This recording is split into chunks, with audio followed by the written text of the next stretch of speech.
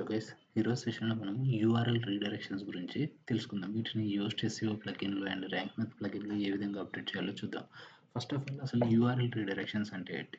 URL redirections అంటే ఏం లేదండి. యూజర్‌ని ఒక యూఆర్ఎల్ నుంచి ఇంకో యూఆర్ఎల్‌కి రీడైరెక్ట్ చేస్తాడు. ఎందుకు రీడైరెక్ట్ చేస్తారంటే ఫర్ ఎగ్జాంపుల్ మన హోమ్ పేజ్ యూఆర్ఎల్ అనేది అండర్ రెనోవేషన్‌లో ఉంది అనుకోండి. అప్పుడు ఇంకో టెంపరరీ ప్లేస్ కోసం అని చెప్పేసి ఏదో ఒక యూఆర్ఎల్‌కి రీడైరెక్ట్ చేయాలి. దానివల్ల ఏమవుతుందంటే మనము కస్టమర్‌ని లాస్ అవ్వం. సో అందుకోసం అని చెప్పేసి మనం యూఆర్ఎల్ రీడైరెక్షన్స్ని వాడతాం. ఇందులో మనకి టోటల్ 5 టైప్స్ ఆఫ్ యూఆర్ఎల్ రీడైరెక్షన్స్ ఉంటాయి. ఇది ఒకటి పర్మనెంట్ రీడైరెక్షన్, అంటే ఒక పేజ్ నుంచి ఇంకో పేజ్కి పర్మనెంట్గా వెళ్తుంది అని చెప్పేసి మనము సెర్చ్ ఇంజిన్స్కి అప్డేట్ ఇస్తున్నాం. ఇంకోటి ఏంటంటే 302 రీడైరెక్షన్, అంటే టెంపరరీ పర్పస్ మళ్ళీ మేము ఈ యూఆర్ఎల్ని వాడుతున్నాము అని చెప్పేసి చెప్పడానికి అని చెప్పేసి.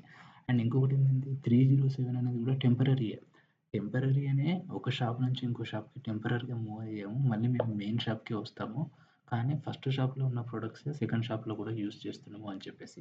మీకు దీని గురించి డీటెయిల్ ఇన్ఫర్మేషన్ కావాలంటే ఒకసారి మన ఎస్సీఓ క్లాసెస్ చూడండి. స్టిల్ అర్థం కాకపోతే నేను ఇక్కడ మెన్షన్ చేసిన నెంబర్కి మీరు నాకు కాంటాక్ట్ చేసి అడగొచ్చు అన్నట్టు. ఓకే. అండ్ 4010 అంటే మన వెబ్సైట్లో ఏదైనా ఒక పేజ్ డిలీట్ చేసింటే అందుకోసం అని చెప్పేసి 4010 యూఆర్ఎల్ వాడతాం. అండ్ 451 అంటే ఏదైనా లీగల్ ఇష్యూస్ ఉంటే మన యొక్క వెబ్ పేజ్ వల్ల వెబ్ పేజ్ని డిలీట్ చేయడం వల్ల వెబ్ పేజ్ అన్అవైలబుల్ ఉంటే అప్పుడు 451 వాడతాం. బట్ అవుట్ ఆఫ్ 100లో మనం 99% యూజ్ చేసే రీడైరెక్షన్ ఏంటంటే 301 రీడైరెక్షన్. దీన్ని ఫస్ట్ ర్యాంక్ మ్యాథ్లో ఎస్సీఓలో ఏ విధంగా అప్డేట్ చేయాలో చూద్దాం.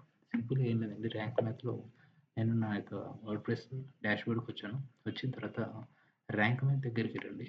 వచ్చిన తర్వాత మీరు ఫస్ట్ చేయాల్సింది ఏంటంటే ర్యాంక్ మ్యాథ్ డాష్బోర్డ్లో యూఆర్ఎల్ రీడైరెక్షన్స్ని ఎనేబుల్ చేయాలి.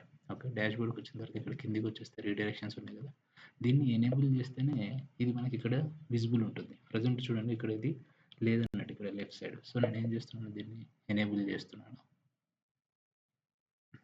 యా, ఈ విధంగా ఎనేబుల్ చేసిన తర్వాత మీరు ఇంకొకసారి ర్యాంక్ మ్యాథ్ దాన్ని మీరు క్లిక్ చేస్తే ఇక్కడ లెఫ్ట్ సైడ్ ఇప్పుడు మీకు రీడైరెక్షన్స్ అనే ఆప్షన్ కనబడుతుంది. Click on రీడైరెక్షన్స్. ఓకే. ఇక్కడ మనకి ఇంతవరకు ఎటువంటి రీడైరెక్షన్ క్రియేట్ చేయలేదు. ఫస్ట్ నేను ఏం చేస్తాను అంటే ఒక న్యూ రీడైరెక్షన్ ఓపెన్ చేస్తున్నాను. ఓకే. ఇప్పుడు చూడండి, ఫర్ ఎగ్జాంపుల్ మన సైట్ ఏంటి నేను చూపిస్తాను. ఇది digitalians.com. ఓకే. ఇప్పుడు పర్సన్స్ హూ ఆర్ ఎవరైతే ఎస్సీఓ అనే పేజ్ని క్లిక్ చేస్తున్నారో అనుకుందాం. ఓకే. ప్రజెంట్ ఈ పేజ్ పనిచేయట్లేదు అనుకుందాం.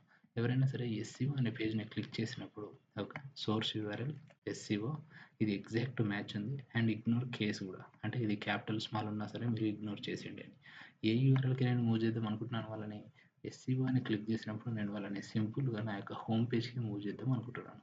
ఆర్ఎల్స్ అబౌట్ అస్ అనే పేజ్కి నేను మూవ్ చేద్దాం అనుకుంటున్నాను అనుకుందాం. ఓకే.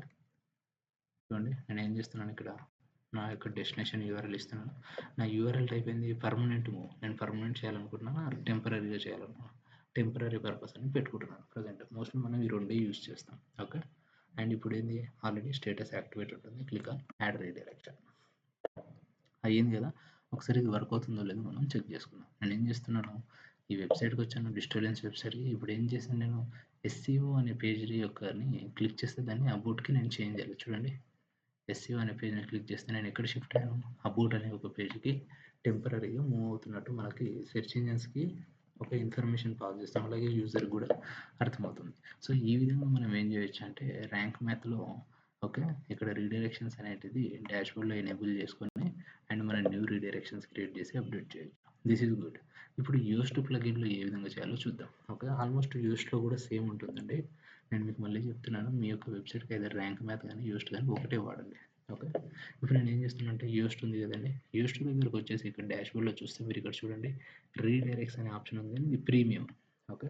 సో సేమ్ ఇక్కడ వచ్చిన తర్వాత కూడా మీకు ఆటోమేటిక్గా ఏముంటుంది, ఇక్కడ ఒక క్రియేట్ న్యూ రీడైరెక్షన్ ఉంటుంది. క్లిక్ చేసి సేమ్ ర్యాంక్ మ్యాథ్లానే చేస్తాం. బట్ అయితే ఇది కంప్లీట్గా మనకి ప్రీమియం ఉంటుంది. అందుకోసం అని చెప్పేసి చాలామంది ఏం చేస్తున్నారంటే యూస్ట్ ఎస్సీఓ ప్లగిన్ యూజ్ చేయడం కంటే ర్యాంక్ మ్యాథ్ యూజ్ చేయడం బెటర్ అని చెప్పేసి చాలామంది ర్యాంక్ మ్యాథ్ని యూజ్ చేస్తున్నారు అన్నట్టు.